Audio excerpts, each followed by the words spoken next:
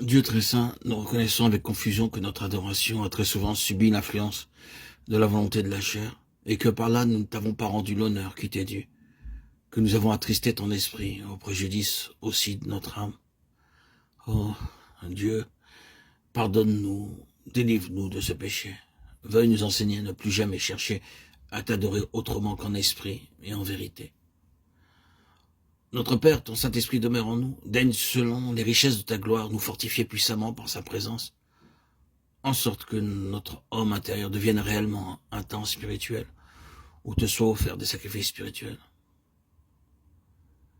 Enseigne-nous aussi chaque fois que nous présentons devant toi à renoncer au moi, à vouer la chair à la mort et à attendre avec confiance de l'esprit qui est en nous l'adoration, la foi et l'amour qui te sont agréables par Jésus-Christ. Oh, daigne aussi réveiller ton Église dans le monde entier, l'amener à s'enquérir de ce qu'est l'adoration en esprit en vérité et à t'adorer chaque jour de cette adoration-là.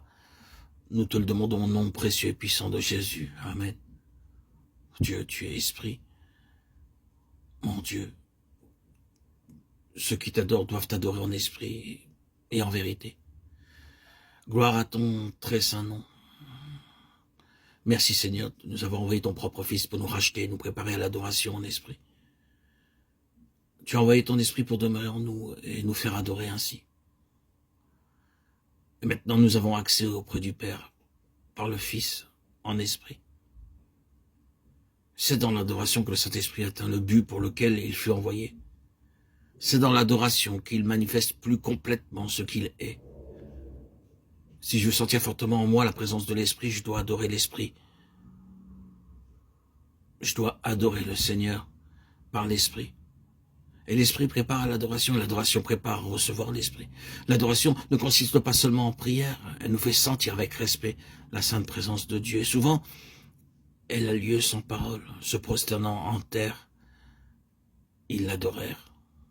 Exode 4, 31, 12, 27, Néhémie 8, 6.